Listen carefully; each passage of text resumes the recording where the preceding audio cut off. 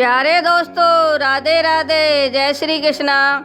दोस्तों, आपका आपके चैनल में हार्दिक स्वागत है। आज मैं आपको देवउठनी एकादशी के बारे में बताने जा रही हूँ। देवउठनी एकादशी 2025 में कब है, 1 या 2 नवंबर को। शुभ मुहूर्त कब है, पूजा विधि कैसे करें, पारण का समय क्या है और तुलसी विवाह कब करें। अगर आप मेरे चैनल पर नए हैं तो चैनल को लाइक व सब्सक्राइब करें। बोलो विष्णु भगवान की जय, लक्ष्मी माता की जय, तुलसी माता की जय। दोस्तों, हिंदू धर्म में एकादशी का बहुत महत्व होता है और यह महीने में 2 बार आती है। एक कृष्ण पक्ष की एकादशी तो दूसरी शुक्ल पक्ष की। कार्तिक मास के कृष्ण पक्ष में पड़ने वाली एकादशी को देवउठनी एकादशी, रमा एकादशी भी कहते हैं। यह एकादशी अपने आप में बहुत खास महत्व रखती है, क्योंकि अपने आप में बहुत खास महत्व रखती है क्योंकि इस दिन भगवान विष्णु के साथ माँ लक्ष्मी जी की पूजा होती है और माँ लक्ष्मी को ही रमा के नाम से जानते हैं, इसलिए इसे रमा एकादशी भी कहते हैं। इस बार इस एकादशी पर बहुत सारे शुभ योग भी बन रहे हैं, जिनसे व्रत करने का फल भी हमें 2 गुना ही प्राप्त होगा। इस एकादशी के दिन ही गोवत्स द्वादशी का व्रत भी रखा जाएगा। इसमें गाय माता और बछड़े का पूजन किया जाता है। इस एकादशी पर गाय के दूध और दूध से बनी वस्तुएं खाना वर्जित माना गया है।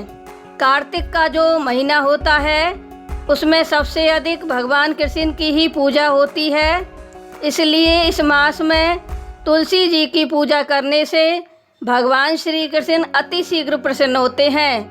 जो भी भक्त अब तक तुलसी जी की पूजा और आराधना ना कर सके हैं, वो लोग इस महीने में कृष्ण पक्ष की देवउठनी एकादशी के दिन तुलसी पूजा और दीपदान कर सकते हैं। इससे उन्हें पूरे कार्तिक मास की पूजा का फल प्राप्त होगा। साथ में तुलसी चालीसा का पाठ करें, इससे उन्हें धन लाभ के साथ साथ वैकुंठ लोक की प्राप्ति होगी। अब दोस्तों, इससे आगे जानते हैं कि देवउठनी एकादशी या रमा एकादशी कब है।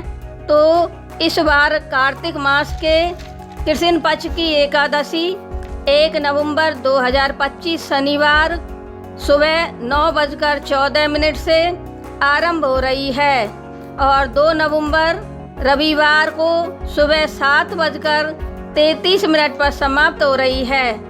हिंदू पंचांग के अनुसार ग्रस्त जीवन यापन करने वालों को इस बार 1 नवंबर शनिवार का व्रत बतलाया गया है और साधु सन्यासी या वैष्णवों के लिए यह व्रत 2 नवंबर रविवार का बताया गया है।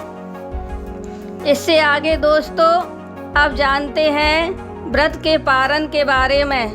तो व्रत का पारण हरिवासर का समय समाप्त होने के बाद द्वादशी तिथि में व्रत का पारण किया जाएगा। हिंदू पंचांग के अनुसार द्वादशी तिथि 2 नवंबर रविवार सुबह 7:34 से आरंभ हो रही है और इसका समापन 3 नवंबर 2025 सोमवार को सुबह 5:08 पर हो रहा है। इसलिए आप 1 नवंबर को व्रत धारण करते हैं तो व्रत का पारण अगले दिन यानी 2 नवंबर को दोपहर 1:11 से लेकर दोपहर 3:23 तक कर सकते हैं। दोस्तों, 1 नवंबर को ब्रह्म मुहूर्त का समय सुबह 4:50 से लेकर सुबह 5:41 तक है। आप जब व्रत का पारण करें तो साथ में तुलसी दल से करें, लेकिन ध्यान रखें कि तुलसी दल आपको एकादशी और द्वादशी के दिन नहीं तोड़ना है। तुलसी जी को आप पहले से ही तोड़कर रख लें और उसका ही प्रयोग व्रत खोलने में करें। सुबह के समय पूजा का शुभ मुहूर्त सुबह 5:15 से सुबह 6:33 तक होगा और शाम की पूजा का मुहूर्त शाम 5:36 से लेकर शाम 6:54 तक होगा। इसके अलावा 1 नवंबर को रवि योग भी बन रहा है, जो कि सुबह 6:33 से लेकर शाम 6:20 तक होगा। अब दोस्तों जानते हैं एकादशी के व्रत और पूजन विधि के बारे में। तो दोस्तों सुबह ब्रह्म मुहूर्त में उठकर जल्दी स्नान करें, स्नान आदि कर स्वच्छ वस्त्र धारण करें और फिर मंदिर की साफ सफाई कर भगवान विष्णु और माता लक्ष्मी को गंगा जल से स्नान कराएं। स्नान के बाद भगवान विष्णु और माता लक्ष्मी का पूरे विधि विधान से पूजन करें, जिसमें गंध पुष्पमाला धूप दीप नैवेद्य अर्पित करें, फल वगैरह अर्पित करें और मिठाइयों से भोग लगाएं। खासकर इस दिन अनार केला अंगूर हरे सिंगाड़े से अवश्य ही भोग लगाएं। इससे भगवान विष्णु अति शीघ्र प्रसन्न होते हैं। दोस्तों इस एकादशी पर उपवास अवश्य ही रखना चाहिए। अगर आप निर्जला उपवास नहीं रह सकते हो तो एक समय फलाहार करके व्रत को धारण कर सकते हैं। अगले दिन सुबह भगवान का पूजन आदि करके ब्राह्मणों को भोजन कराकर दान दक्षिणा देकर व्रत खोल लेना चाहिए और व्रत के सभी नियमों का पालन अवश्य ही करना चाहिए। व्रत में शुद्धता और सात्विकता का पालन करना चाहिए।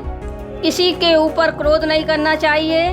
अपने मन में किसी के प्रति ईर्ष्या और द्वेष की भावना नहीं रखनी चाहिए।